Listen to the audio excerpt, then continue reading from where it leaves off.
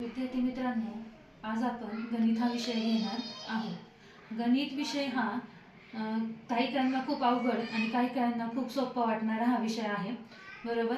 गणित हा विषयामधला सगळ्यात महत्त्वाचा आणि इम्पॉर्टंट जर तुम्ही म्हटलं मोस्ट इम्पॉर्टंट पॉईंट तर तो आहे पायथागोरस प्रमेय।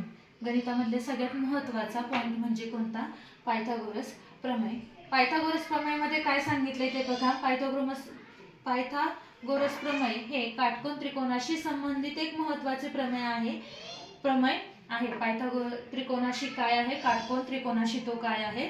संबंधित आहे। काटकोन करणाऱ्या बाजूच्या वर्गाशी बेरीज करण्याच्या वर्गा इतकी असते। म्हणजे जर काटकोन त्रिकोणाच्या काटकोन करणाऱ्या बाजू A आणि B असतील तर कर्ण हा C असेल, बरोबर। म्हणजे आपल्याला काय सांगता येतं? A चा वर्ग अधिक B चा वर्ग बरोबर C चा वर्ग असं म्हणता येईल। ह्या सूत्राच्या आधारे आपण ते एक प्रमेय आपण मांडू शकतो किंवा सूत्र तयार करू शकतो। दुसरं आहे बघा, त्या प्रमेयाची स्पष्टीकरण किंवा त्याचे आपल्याला वेगवेगळ्या संदर्भात आपल्याला त्याचे स्पष्टीकरण करता येते। काटकोन त्रिकोण, ज्या त्रिकोणाचा एक कोन हा किती असतो? 90 अंशाचा असतो, त्याला काटकोन त्रिकोण असे म्हणतात। त्याच्यानंतर दुसरा पॉइंट जो आहे तो आहे कर्ण। तो काय आहे? कर्ण आहे। काटकोनाच्या समोरील बाजूला कर्ण असे म्हणतात। म्हणजे काटकोनाच्या काटकोन म्हणजे त्रिकोण, बरोबर। जो 90 अंश असतो, त्याच्या समोरील जो लंब असतो किंवा जी रेषा जाते त्याला काय म्हणतात? कर्ण असे म्हणतात। ही त्रिकोणाची सर्वात लांब बाजू असते, बरोबर। ह्या दोघांची म्हणजे काटकोन करताना ही आणि ही बाजू ही इक्वल असते, बरोबर, सारखी असते। पण ह्याला जी मध्ये भेटणारी रेषा असते, ह्या बिंदूपासून तर त्या बिंदूपर्यंत जी रेषा जाते ही त्याची लांबी काय असते? जास्त असते। त्याच्यानंतर ना इतर दोन बाजू ह्या एकमेकांना काय असतात?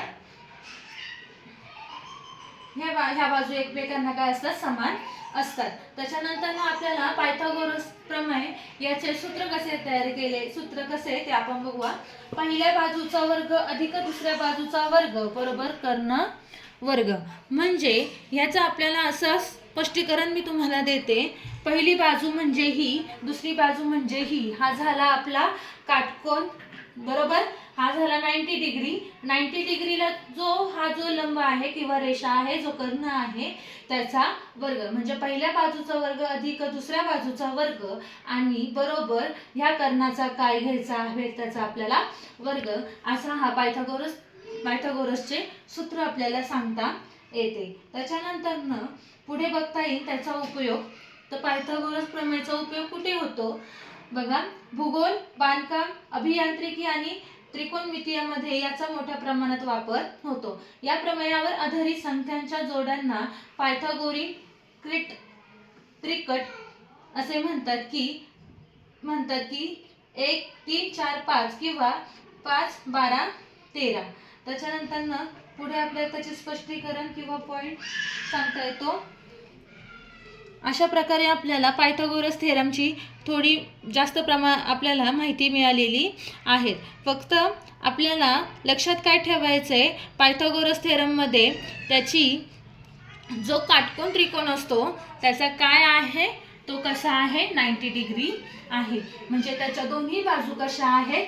समान आहे। आणि त्या बाजूंच्या दोघांना जी जॉईंट करते किंवा ती मध्ये दोघांना ह्या बिंदूपासून तर ह्या बिंदूपर्यंत जी रेषा असते त्याला कर्ण म्हणतात। त्याचं सूत्र काय आहे? एका बाजूचा वर्ग अधिक दुसऱ्या बाजूचा वर्ग आणि बरोबर कर्णाचा वर्ग। अशा प्रकारे आपल्याला पायथागोरस प्रमेयचे सूत्र स्पष्ट करता येते। धन्यवाद।